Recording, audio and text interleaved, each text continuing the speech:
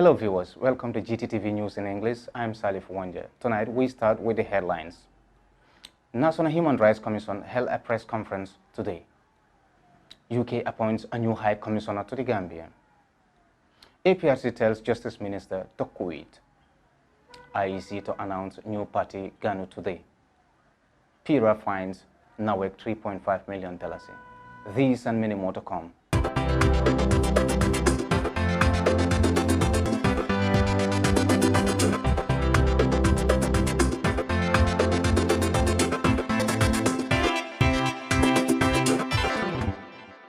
The National Human Rights Commission today held a press conference where they discussed about their mandate and presented their annual report. Speaking at the conference, Dr. Cherno Omar Bari gave the welcoming remarks. Our reporter Aissatou Jallo has more on that. Few words here. Number one, Gambia is not an island. Gambia is part of the world community.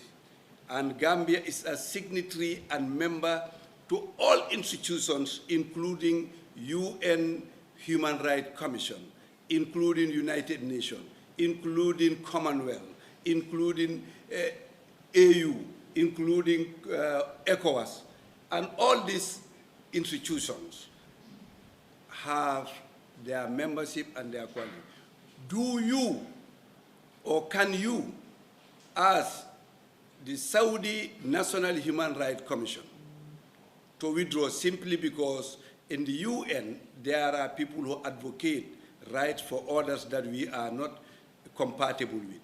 Do you ask the Gambia as a government, as a conservative country, as a predominantly religious country, to withdraw their membership from ECOWAS? Do you? No. Do you ask them to withdraw their membership or resign from AU because of AU is a signatory to certain conventions which are not compatible with our countries and our norms? So here, some are asking Imam Babali to resign from the National Human Rights Commission today and only today, forgetting Imam Babali was an activist, a right activist, a human rights activist for the best part of his life, since in the 80s, when Imam Babali became a member of the BAFRO, an organization that fight for the right of women, up to 1986, when Imam Babali became a founder member of Gamco Trap, struggling with them, fighting for the right of those who are voiceless, speaking for those who have no opportunity to speak for themselves, speaking for women who are mutilated for traditional reasons. Baba was there fighting for them. Baba was there fighting for those who are arrested illegally, without due process, tortured, some killed in those days, till Baba himself became a victim of what he believed in. He was not asked at that time to resign, because there was nothing lucrative for Baba to be forced to resign. Baba was fighting for those people till Baba became an exile, an asylee in a foreign countries for the reason of what he believed in and what he was fighting for. Today, Baba is asked to resign from National Human Rights Commission because Baba became an imam and a commissioner. What a jealousy is that? What selfishness is that? What ignorance is that? And you have Muhammad Saudi in the National Human Rights Commission in Saudi Arabia as a Muslim who pray far more than what I pray, who believe in Muhammad far more than me. Nobody asked him to resign. You have many Muslims all over the world as human rights activists. But unfortunately, it came from somebody who are dearly respect, who are dearly believe is educated, who are dearly believe is well-connected internationally, who knows what is happening all over the world, asking me to because I'm a Muslim. Forgetting that all organizations need somebody who represents the word of the Almighty God in their organizations, to enlighten when it is needed, but to preach when preaching is needed, but to call for mediation and reconciliation of mankind as brothers, as one family when needed. and the Gambia and Gambians and our parliamentarians feel there is nobody who qualifies more than Imam Babali. I was elected, selected, scrutinized. Am I qualified to run this position? The whole country say yes. I become a member of the Commission of National Human Rights in the Gambia. One individual, so unfortunate, whom I have nothing in common to fight, whom I have nothing in common to exchange words, asking Imam Babali to resign from this important commission, a commission where I feel I can. The opposition party, APRC, has remonstrated with Attorney General Abubakar Tambedu to urgently resign from cabinet to save President Adama Barrow's image. Party leader Fabakar Tombonjata told a press conference last evening. Our reporter Fatu Samba has more on that. Tambedu does not have the moral compass to talk about President Jammeh or APRC as to our bad deeds. You cannot be a criminal, more criminal than us, and you want to tell us you are criminals. A thief telling a thief you are a thief. We would not tolerate that. Now, let's focus on that. If you remember, in the Yankuba Baji trial, Tambedu appointed his brother, Sheriff Tambedu. And if you recall, Yankuba Baji's wife was able to record his brother in their private discussions. That blew out, and Sheriff resigned. Honestly, if I were Tambedu, I have the guts to appoint my brother. Honestly, I would resign. Ba stayed put, and he's the champion of rule of law and democracy and human rights. He stayed. People never bothered about that. We are aware the passport scandal. Tambedu is the Attorney General and Minister of Justice, at the same time the Chief Legal Advisor to the Executive, basically to President Adama Barrow. We all know the scam, passport scam, to a level when Gambian diplomatic passport is just like a tissue paper. Decided to get passport for his wives, his mother, stepmother, sisters, and all these things. And he said, when he was challenged, he said his mother cannot walk and all these things. When he's going to Mecca, he needs assistance. As if you, your mother, my mother, as old as they may be, are not Gambians and don't deserve that. But that aside, when the pressure mounted on him and then he decided to return the passport, he said, in fact, I am not the approving authority. I only applied and President Adama Barrow approved it. Now shifting responsibility from himself now to Adama Barrow. Tambedu. Who knows best than Tambedu, a legal man, to know how diplomatic passports should be issued? Who knows the laws more than that person? Even if President Barrow approves it, he is better positioned to know who and not who to give the passports to. See, we have reached a stage when you are confronted with facts. For us to move forward, we must accept facts and correct the mistakes and move forward. We cannot constantly be denying and shifting blames from one person to the other. That is Tambedu. You remember President Adama Barrow said in Sibanor that President Jammeh can come back here as a gentleman, as a citizen, but will not be president. The next day, Tambedu went. If President Jammeh sets his foot here, he will be arrested at the airport. The president versus Tambedu. Don't we discern, don't we look between lines what these people are up to?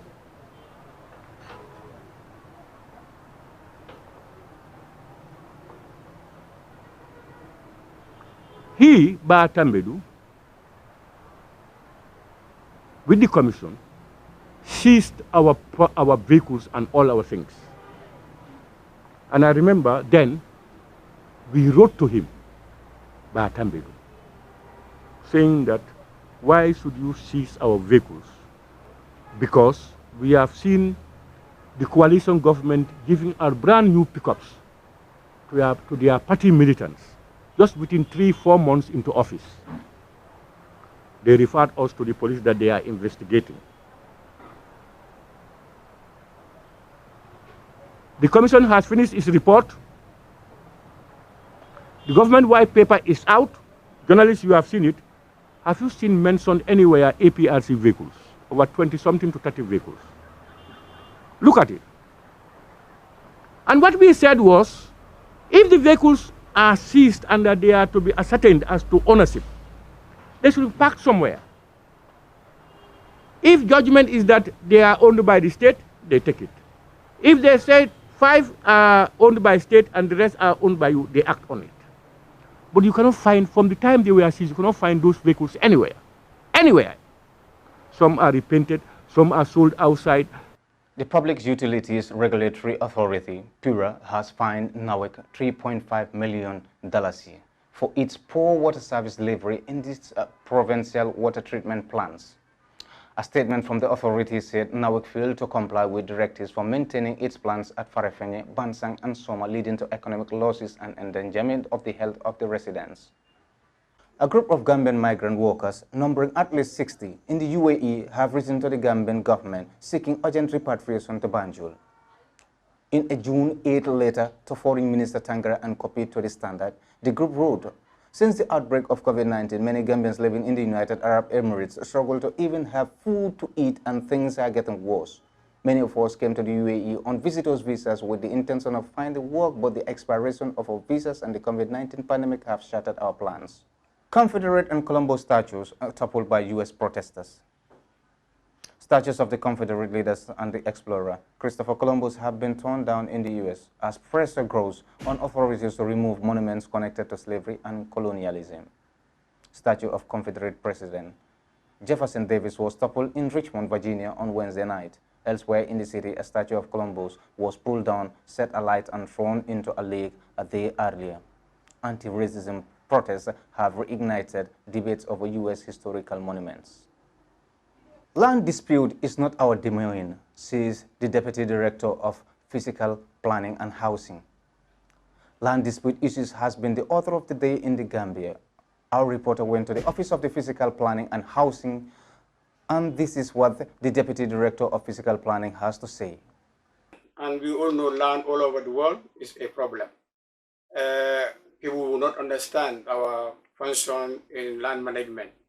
So that's the challenging part of it.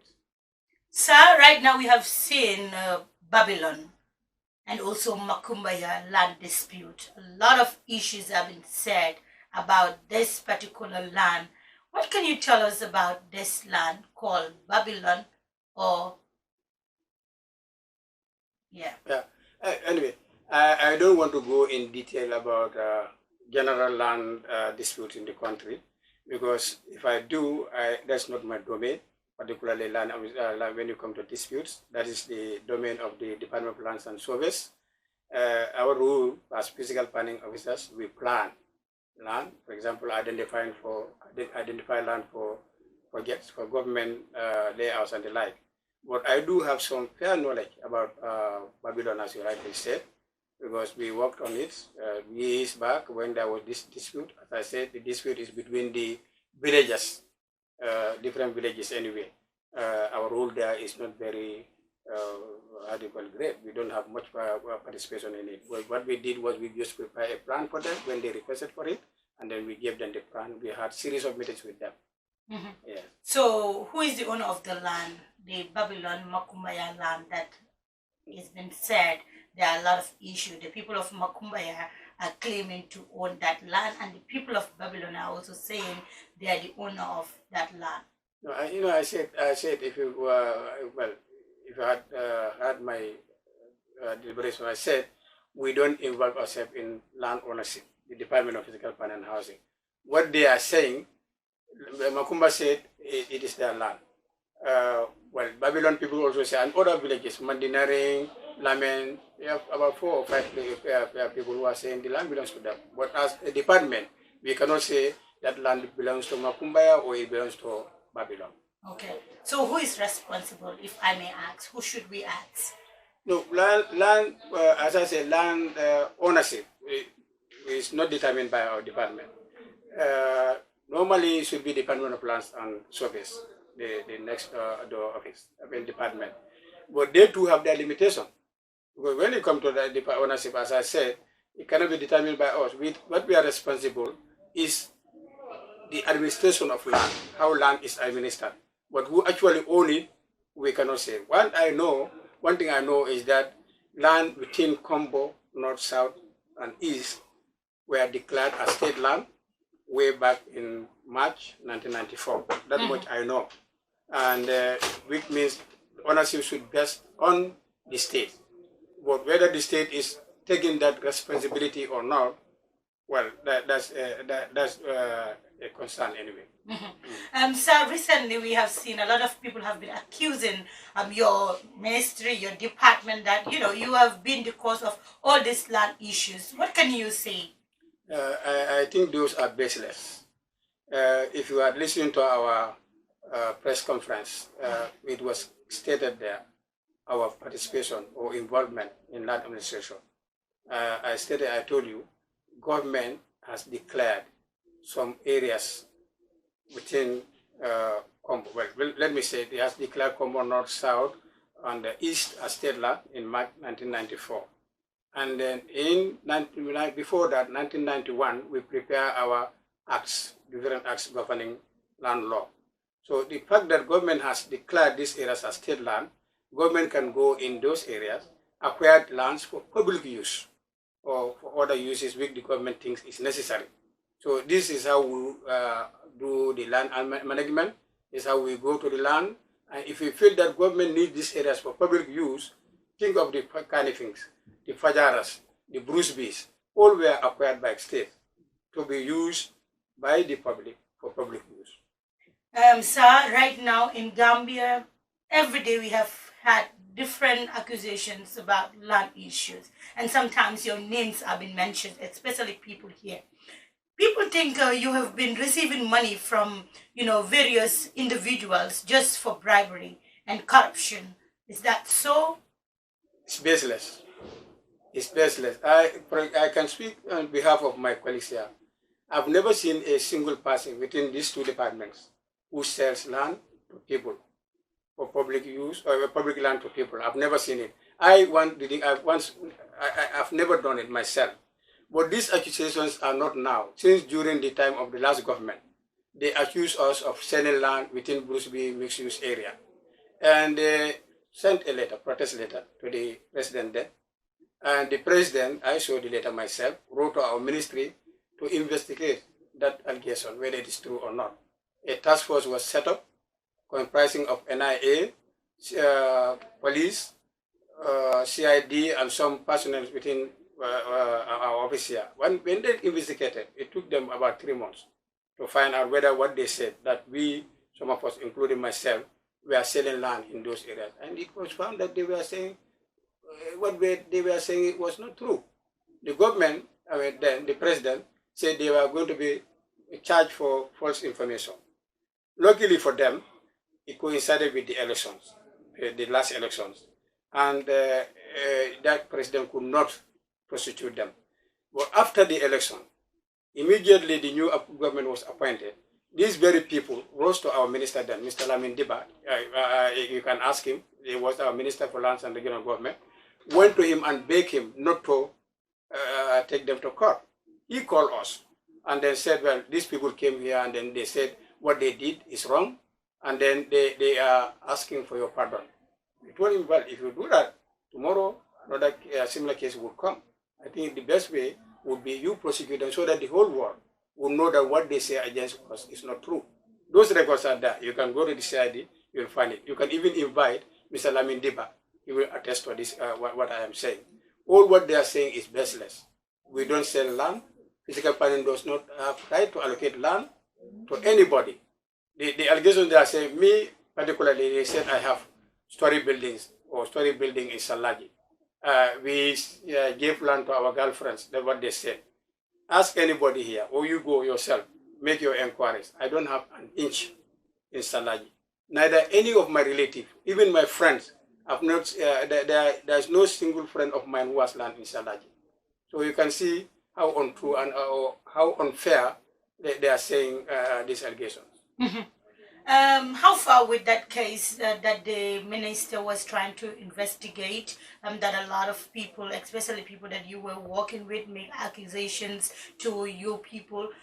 What is the case? How far with the case? No, I said the previous one, during the last government. Well, it's still with the police, and we are going to work. Well, now that this is happening, many things are said against us. We are going to make sure that those people who did that allegation will take into court. Who are those people? The Sukuta people, of course. One of them was Ibrahim Boyda, and Karanta. I can name few people. Name them. Karanta, Boydang, Ibrahim Boydang. So far, those are the people who I can remember. That is on the side of the Burusubui area. Yeah, those two people I can remember, but they are more than that. This present allegation also came up. The government set up a team who are investigating the matter, and when they finish the investigation, they would let the report out. If we are found guilty, then the whole world will know what they are saying is true. But if we are not guilty, then certainly we will not let the matter go like that. We will have to file suit against them.